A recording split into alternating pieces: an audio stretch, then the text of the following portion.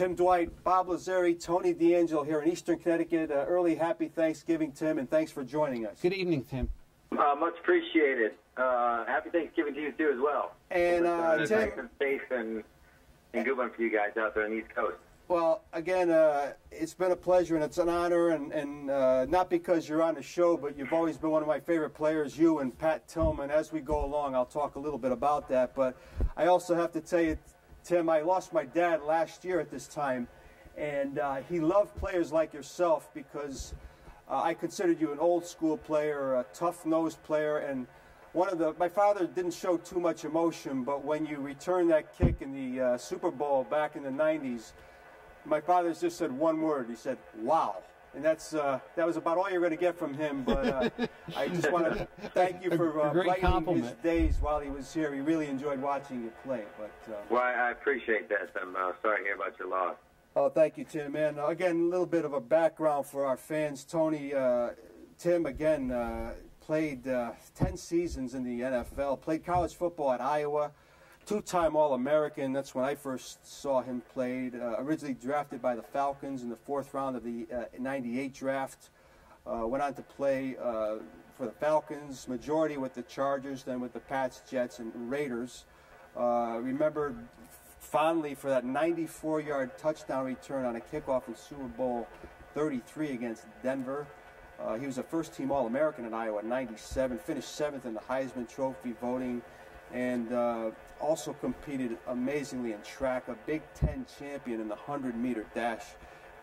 And Tim, I've told people, and we talked to your buddy Reggie Kelly last week, and he said basically the same thing. When Tim Dwight was on the football field, the word that came to mind was electrifying, and I'm sure it goes back to your track days, and it was really, it truly was a pleasure watching you play. But one of the first questions I have, Tim, you were from Iowa. Growing up, we usually ask our guests their favorite teams, maybe the players you followed as a kid.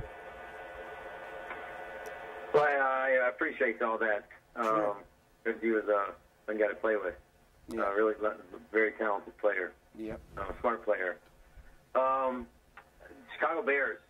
Grew up in Iowa City. We're kind of on the east side of Iowa City. We got a little bit of the Packers because they've been around a long time. They've had great success over the course of the history of the NFL. So obviously a little bit of the Packers, the Magic, Majowski at a young age, but more of a Bears fan with Walter Payton, Richard Dent, Terrier, all those guys. Matt Suby, and obviously McMahon. Those are a lot of guys I played, and obviously. The other player that comes to mind is Barry Sanders at the time in the 90s. So those are kind of my teams I watched growing up as a kid. I was a running back when I was in junior high and high school. So, watching Barry run and Walter was a lot of fun in those early years. And their years, Payton retired in '86. So watching him in the '80s and doing what he did, and then actually Eric Dickerson down there for the Rams for a while. Oh yeah. Watching him run. So there was a good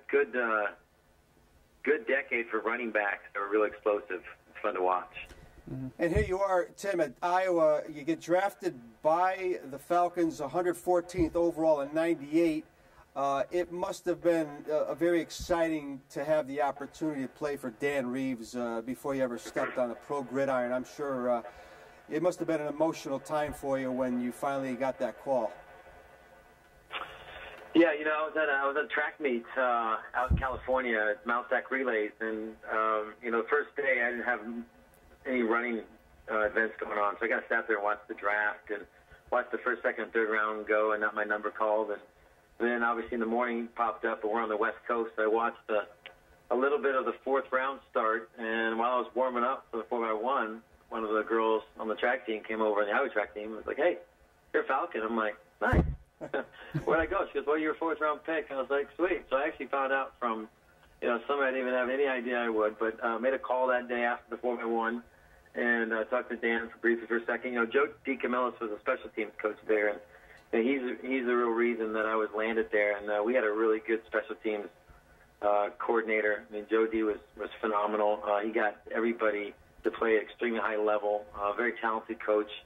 And we had guys that were smart guys, Gary Downs, Elijah Williams, We had had some good return guys, defensive line guys, offensive line. So we had a good bunch, and it was a lot of fun to play for the Falcons at the time because, Atlanta just came out of the Olympics in '96. Yeah. The place was rampant with development. Things were happening, and it was a good time to be a Falcon. We had a good quarterback with Chandler. I mean, it was fun to play with some of these older guys. Cornelius Bennett was one of our linebackers. Jesse Tuggle, Eugene Robinson. You play with some of these old school, like Terrence Mathis, Tony Martin. Those guys that played in a little bit of the '80s, but a lot of the '90s, and really changed football where it got a lot vertical. So it was fun to learn from those guys. Guys like Morton Anderson, watching him go out every day in practice and him go out like 45 minutes before everybody and do his thing every single day, and how you watch these older guys become professionals. You learn from them and why they played some of them for 20 years. So and then you go to the Super Bowl as a rookie and you get an opportunity to return a touchdown, which at the time was a little late in the game. We wish it would have been the first one. The first one was close. It would have made a guy miss. It might have been the first one and changed the course of the game, but they made a good play, and it was a fun game. It was just fun to be part of that team and watch some of these older players that played for such a long time, finally make it to the show and see us go to battle with one of the best quarterbacks of all time, John Elway. Yeah, that was terrific. I was just going to mention he goes 14-2, Tim, in his rookie season. Tony goes to the Super Bowl, has a great regular season. He had, I believe, 36 kick returns. He averaged 27 yards per kick return, which is phenomenal. And then, of course, the 94-yarder in the game, and just a tremendous way to. He wouldn't play on another winning squad until 2004, but man, what a splash into the NFL. And Reggie Kelly said the same thing. Basically, it must have rubbed off on you, Tim, because he said the same thing about your work ethic, and I guess it came from watching the guys that you just mentioned, how they went out there every day and just on that team. They really strapped it on every day. That's for sure. Well, you see, I mean, I was a rookie coming in, 23 years old, and Steve DeBerg was a teammate of mine. Yeah. I mean, last time I saw that guy, I was my first pro game down in Kansas City, Chiefs versus Seahawks, and Steve DeBerg was a quarterback for the Kansas City Chiefs, and watching him go out at 43 years old, every day and work, and then watching Jesse Tuggle and Cornelius Bennett, these guys you grew up watching at the Bills, and just the success that they've had, and you see them every day. It kind of rubs off on you as a rookie. He's like, hey, these guys are kind of smart about what they're doing. There's a reason why they're playing a long time. Maybe I should pay attention to what they're doing. Pay attention a little bit. Not worry about who's talking to me and the glamour of the game, because you get lost in that, it's going to end very fast.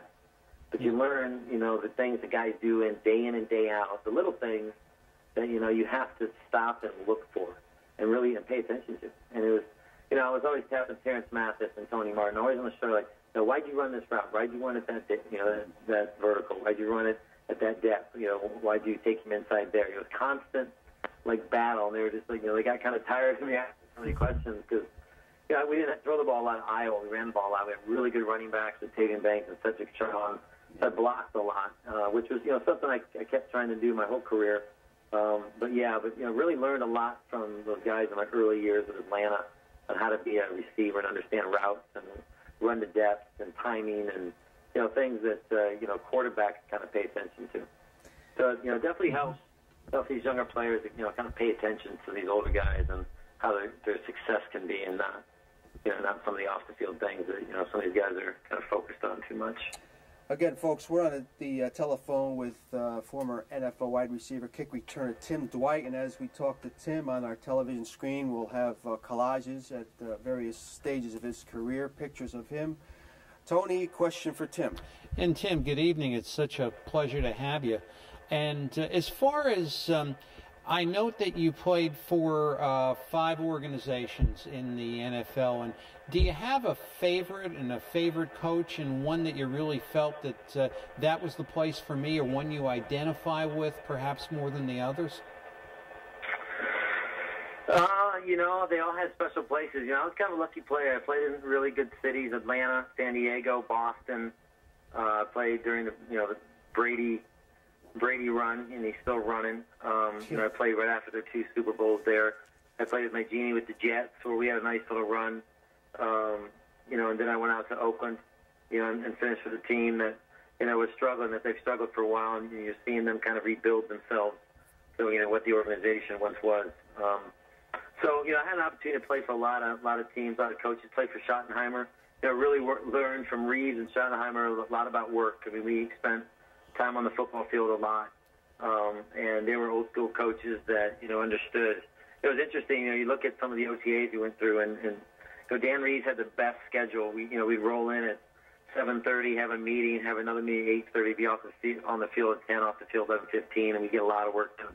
And you'd see somehow these veterans would work, and I think that's why our team was so good. So you saw some of that, and then you saw some of the younger coaches always kind of keeping you a little longer than what you wanted to. And so, you learned on different coaches. Belichick was a great example of how an organization kind of surpasses the bar every year. He fills guys in where his needs are.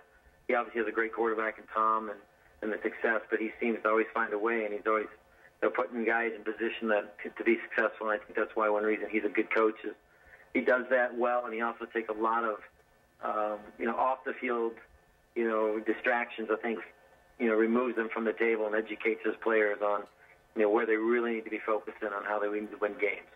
So it's been a good ride. Atlanta was a great time. First time out of Iowa, really, in a big city. And then I played on the beach, which is not bad for a while. You're out going out to practice in December, and you're in shorts.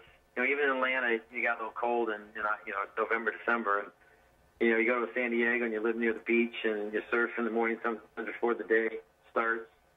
You have a little lifestyle like that. And then you go to Boston, which is a really, really good place to play. A lot of great fan base there. Had a good time playing with the Patriots. Learned a lot from those guys. Tony Branch. He was a really, really good player. It's good to see him back out there. And then Givens was a really fun guy to be around. So, I've had a good run, and the Jets was cool. I mean, I played with a lot of good players. Played with Chad Pennington. Thought he was a really, really good quarterback, smart guy to play with. And I put him up to where he's close to, Brady and Breeze. He played at that level where he knew where to go with the football. He had phenomenal red zone, percentages on scoring touchdowns and not throwing interceptions. And, so it was fun to kind of be an older player in that team, learn, because Schottenheimer came over from the Chargers and became the offense coordinator. So brought down there and knew a lot about the offense, played with, coached and played with Noel Mazzoni. He's the offense coordinator at UCLA, which they just had a really big win this weekend over USC. Yeah. He's doing some great things. Great guy to coach and play for. Understands the game a lot about football. A lot of vertical passing, which we had a lot of fun with that. And then, finished my year off as a Raider, kind of played for the black and gold and kind of understood what it was like to be a Raider. So I've been on the other side as a Charger up there. So, I had a lot of good experience with every team. I had a good, 10 years is a long time to play. Yeah, that's so. For sure. I would say, they all have their special place in my career, and it was a good ride. You could see why, Tim, because few of the teammates you had. Well, you mentioned ending with Oakland, and I look at the roster, and I was looking at some of your teammates there. Just the kickers, Leckler and Janikowski, two of the best legs that I've ever seen, were playing in Oakland in 2007. And then the San Diego years, you had your best year in 2002 probably as far as wide receiver. You caught 50 balls from Drew Brees. But arguably, Tony, you had three Hall of Famers on that team. You had Drew Brees, you had LaDainian Tomlinson, who's a shoo-in, and you had Antonio Gates, who's still going. But my question, Tim, about Tomlinson, Tony and I saw him play last year, his last year here in New Jersey. We saw a game, but when he was in his prime, when you played with him, he just seemed to do it so quietly, so unassuming, and he was just so good in his prime. Maybe talk a little bit about LT, the other LT, I should say. Yeah. Yeah, you look back at your career and you see I was a punt returner and I was kind of a running back in high school, and I ran the ball fairly well. I had some good yardage and I had some long runs, and I scored a lot of touchdowns. And then you can compare yourself to Tavian Banks, what he did in college and kind of the runs he had and how explosive he was when he got the football in the first 10 yards. I mean, the guy was amazing. And then you block for a guy like LaDainian, where has an opportunity to really take it to the house every single time he puts his hands on it. And a lot of fun to be on that team. back in 2001 when he showed up. A guy went to work every single day, didn't have a whole lot to say, kind of talked with the football in his hands, and it was great to be around a young player like him. That he was a fifth pick. He came in. I got pulled over there with that draft, and Vic got the number pick in Atlanta, and Vic went to Atlanta, so we got the fifth, and LaDainian came here, and then we got Drew Brees on the first pick of the second draft. So we picked up some pretty good players, with that swap. But watching a young guy come in and just kind of take the load of a team and do what he did with a lot of running game, and we would finally in 2004 we finally opened up the passing game a little bit and gave him some relief and really showed where we can just take a guy out of the box by alignment that it can create a lot more stress on a defense for LaDainian in the backfield because he can catch the football. So playing with that guy was pretty phenomenal on how he put a lot of stress on defense with not only his run ability, because there were some runs where you would sit there on Monday morning meetings and you wonder how he got from the A gap to the C gap and then down across into the back, the back linebackers. And it was amazing to watch this guy play, and it was fun to put your head in there for him. With a lot of guys, and I think a lot of guys play with some players like that. But he was pretty special in the way he went to work every day, and he kind of how as a rookie he came in and put a lot of even though we had Flutie that year and kind of pretty excitement, LaDainian, the next couple of years he really carried this football team in San Diego. Dominating at that time. Yeah, at that time. Again, on the phone with former NFLer Tim Dwight. Tony. And Tim, I'm curious. I see you do some football camp work, and I see you are involved in scholarships. Have you thought about coaching at all? I have a little bit. I'm having fun in my football camp. I have a not-for-profit little football camp that's running now I think we're going on our 12th year now. We've raised, I think, over $150,000 for Children's Hospitals. It's probably the top 2 children's hospital in the country. They're building a new $490 million building that's going to overlook Indicanic Stadium, where these young children are going to have opportunity to watch a football game while they're inpatient care, which is a pretty phenomenal experience and how we can help these young kids. So I'm really involved in that, trying to keep that thing going because the more you're out of football, the less and less. But it's interesting, we're still getting kids from the state to understand what we're doing, what we're trying to do, and we're getting support. So we got about 300 kids, and it's good to sometimes bring some of the name guys back. Like I'm trying to get Drew to come back this year just for one day, and I know these guys have a lot going on, so it's great for them if they can just come back for a day and get some momentum for these young kids to come and just be around them for just a little bit, just for 30 minutes, just for an hour, just little things that these guys like Drew Brees or LaDainian Tomlinson, some of these players I play with, just to say these kids to pick up on is pretty incredible experience. Sage Rosenfeld is another player that's played 10 years in the league, great quarterback, played at Iowa State, but he comes back every year and he gives us time, and he spends like 2 days with these kids, these quarterbacks, and the value that is. So I'm doing some things like that. I'm working in the renewable energy field, trying to navigate through that interesting industry. I'm trying to stay involved a little bit in football. I mean, track and field's another passion of mine, and I pay attention to the Iowa track team, and also I just went to the Olympics this past year. It's an incredible experience to watch an 800-meter run. The guy ran like 140 point something, amazing time. I mean, it's just neat to be around these type of athletes that compete, some of them at an all-time level. I mean, it was amazing to watch 2 world records go down that night. It was fun to watch. And Bolt should have ran probably a little faster than what he did. We all knew he was going to win. We were hoping he was going to run a little bit faster, maybe not the record, but run, almost close to it. But yeah, so trying to stay involved in the community as much as I can, and also influence a little bit with these youth on them growing up and getting them a part of being something and bringing value to the community, and also get them focused on life. Maybe teach them some just hard-working skills and some skills where they can believe in themselves, that they can fight through what they're going to go through. Well, I'll tell you, first and foremost, why you were one of my favorite players ever. And this, I've been following football for 40 years, Tim, but I think I first saw you probably as a junior at Iowa. And I probably was watching, if I had to guess, I was probably watching a game with my father, and I just said, I don't know if it was on a kickoff return or if you caught a pass. By the time you either caught the ball, you were at full speed within a stride or two. I said, I don't know if I've ever seen a more explosive football player on a field.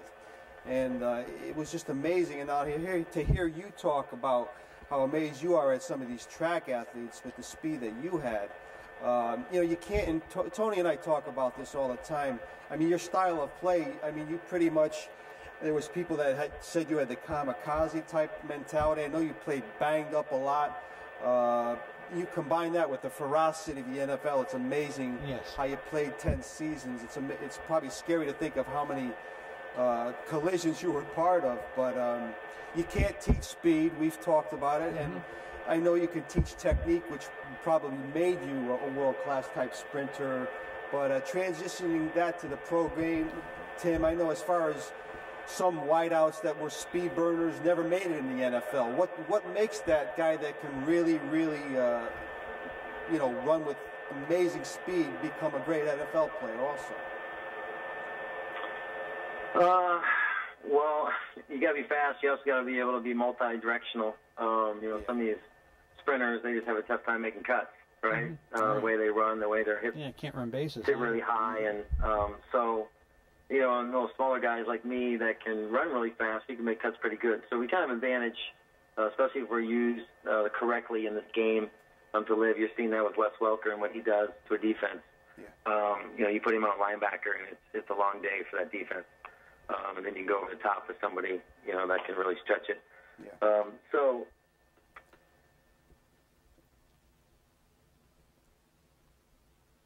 you guys there? Yeah, there we go. Here. Yep, we're here, Pat. Hello? Yep. Hi, Go Tim. ahead. Go ahead, Tim. Sorry. Nope. I'm going to really...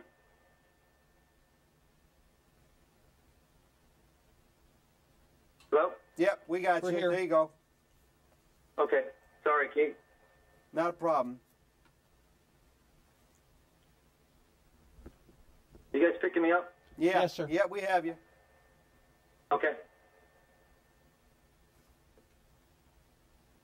You want to continue, Tim, as far as with you were talking about the small man. the small man, basically, Wes Welker types.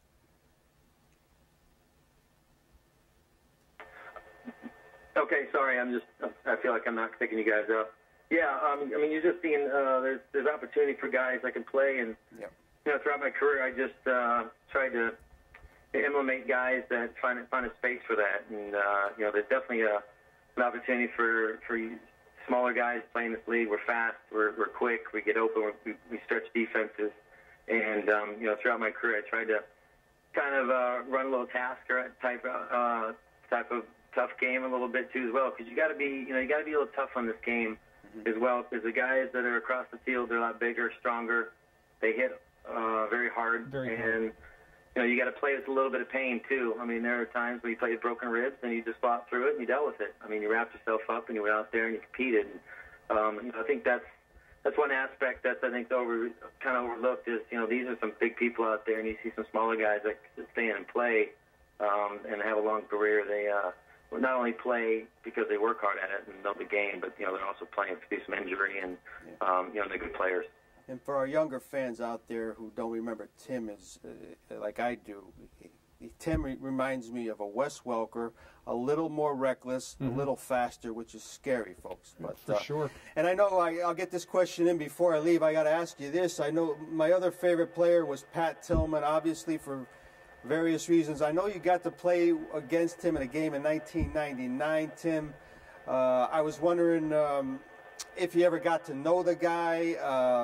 I guess you and him reminded me of, you kind of approached life in the same kind of way, kind of the happy-go-lucky but intense kind of player. The smaller guy that had to work their butts off. But your thoughts on Pat Tillman? I know you played against him. Yeah. First time I ever played against Pat was actually the Sun Bowl when he was Sun Devil. We played ASU in that when they beat us 17-7. We thought we had a good game plan against them. Them being a Pac-10 conference foe, them seeing a lot of spread, so we tried a little bit of spread, and they kind of shut us down. And Pat was the main reason behind that. He was a backer that we thought, wasn't as fast as he was, and it ended up being the wrong call. So he had a great game against us. Great special teams player in the NFL. Was a guy that was undersized, and he played linebacker, and he played in the Pac-10. They run the football a little bit there, and they got talented players, fast running backs that can weigh 220, 230 pounds. So he was a guy that put his hard hat in every single day and went to work, and he played in with the big boys. And I couldn't imagine being undersized at 220 with an offensive guard that's kind of like coming off the double team of the center on a one technique, and then coming up when he's weighing 300 and shedding that block, and then back then tackling a guy that weighs 230. That's a pretty talented player. So a lot of respect for Pat. He gave everything he had on the football field, and when we heard when he stepped in and he fulfilled his duty and he did what he did. We all were I don't think we were all taken back by that, but we were kind of amazed of what kind of person this individual became, and learning of his death was something the NFL. A lot of us took because a lot of us, some of us played against us, and like you said, we played against each other in '99 when he was with the Cardinals, and I think a preseason game or a regular season game, and he was all over the field, and he was always yapping at me on punt coverage because I don't think I had a very good game. I think I made my average just like 5 yards. So, incredible player, incredible man, a guy that you love to say you played against, and you know how he played. And he was a guy that, like I said, that went out every day, and he played the game like he should play it. He put his head in there, and he worked hard. I'm sure he hit the weight. He ran the cross fields. He did everything possible that you could do as a player to play at that level, and he did. Yeah. And it's amazing. Even when you're a younger receiver, you put your head in there, but you don't put your head in there as much as a linebacker that is definitely undersized. Got to go up against these linemen and tackles and fullbacks and sometimes tight ends, and it can be an extremely strenuous job when it comes to hitting men like that. So a lot of respect for Pat Tillman. Yeah, we could hear it in your voice, American hero. Tony, last question. Yeah, and I'm just curious, Tim, as far as this particular year's NFL season, any predictions as to whom we're going to see in the Super Bowl?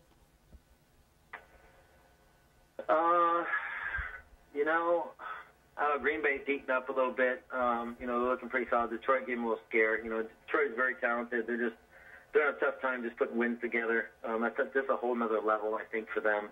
They had a great run last year, but it's like in New England, you got to put the work in every single day, and you got to learn to adapt, and you got to learn there's different levels of success. Once you start winning, then you got to learn what it's like to win all the time, and then how that competes against teams that win all the time, like the Packers. Right. I like New England, even though Gronkowski, I guess, maybe broke his forearm, but they're going to find a way to put, Welker in more position to make more plays. And other guys got to just step up until they get him back. And, that's what Bill does, is he does a great job of pushing the ball around. And I think you're going to see them in the run. The Colts really got an idea of what it's like to win, really win on that level. Chicago looks good if they can get the quarterback back. Their defense is always tough. This quarterback right now is playing pretty good for the Niners. But you get a young quarterback after a while. They can they got to get their starters back. You just know this game now is definitely very quarterback friendly. And then you like the Broncos. What Peyton's doing with them, and they're scoring at will. They're playing good football. Really they're doing a lot of good things. You watched them really orchestrate a lot last night in his game. So I like those games, those teams. The Giants. You never know. You never know with Manning. The guy gets hot. He just beats everybody. You look at the first run. He beats Favre, Romo, and Brady all in a row. I think he beat somebody else too in the fourth game, in the first game. And that guy, you never know. He gets hot. And those type of players, they can play up to a level. Their defenses can be stout if they're scoring touchdowns. That's kind of who I've got in my basket. Maybe New England and. If the Giants get hot, or maybe Green Bay. Well, Tim, first of all, the Tim Dwight Foundation, if people wanted more information, how could they look that up online? They can go to timdwightcamp.com, and they can learn about my foundation, how much money we've raised, what the camp, when the camp is, where it's located. We're doing it at my old junior high again this year. It's our 3rd year in a row because we're doing some renovations to my high school. So it's ran at my camp. It's a lot. You know, we get kids to Iowa. We also get kids from Wisconsin, Illinois, Indiana. So we do get some kids from around the part of the Midwest, which is kind of a shocker because, you know, there's one day where I take a picture with every kid. So it's like, you know, one day when Drew Brees and Doug Flutie came back, I had 720 kids. You know, it's like to take 720 pictures in a row. I mean, hi kid, bye kid. Smile, man. It was 3.5 hours of straight pictures. But you know what? You got to suck it up, right? You just suck it up. So we had a good time. So they can learn about my foundation, what it's going to, and, you know, all the money goes. I break my money up. About 75% goes to a research, and then the other 25% goes to, like, in-hospital care that makes their lives easier, like, you know, Mac computers or, you know, things they can email and stay kind of connected with their friends. It makes their lives a little easier, iPads and things, iPhone, you know. Right. All that fun stuff that these young kids like and keeps them connected because, you know, it's really important for these youngsters to keep that connection to their kids back home so they feel that they're, you know, not some kid that's stuck in a hospital room that's, you know, does not make it out, and they still have that, you know, friendship that they get online. And so, you know, so that's kind of what we're about. And then we also have a scholarship foundation. What we try to do is we try to send out information on kids that, you know, we give a one-time maybe $5,000 gift or a $7,500 gift or a $2,500 gift to maybe the preschools, University of Iowa, Iowa State, and University of Northern Iowa. And so we ask for small little essays and a questionnaire that we send out, and the kids write in on why they think they should be awarded the scholarships. And we go through them and we grade them and we call them and say, hey, you know, you've been awarded your scholarship, and we give them money to go to the school if they want to go to that school. So, you know, we're trying to do some good stuff at the foundation. All tremendous stuff, and I know Tim is involved in a lot of other things we didn't even get to. He's run a yoga studio back in Iowa. He's been involved in triathlons, and maybe we can get to that at another time. Hopefully, maybe we can talk again next year at this time. But in the meantime, Tim, I will give your regards to Reggie Kelly, who's a good friend of the show, and I will be in touch with you myself. And again, it's been an honor for me, you being one of my favorite players that I've ever seen on a football field. Just within 2 weeks, through the efforts of Reggie Kelly is urging to get you on the show. I want to thank you. It really has been fun, Tim. Thank you. Cooperation. It's truly an honor, Tim. Bob, Tony, I appreciate the opportunity. Thanks, guys. We'll be in touch. Thank you. Thank you. You all, sir. Thank you. Safe holiday, everybody. You do the same. Thank you. You Thanks, too. Tim. Thanks, Tim. Good night. Happy New Year. Bye-bye.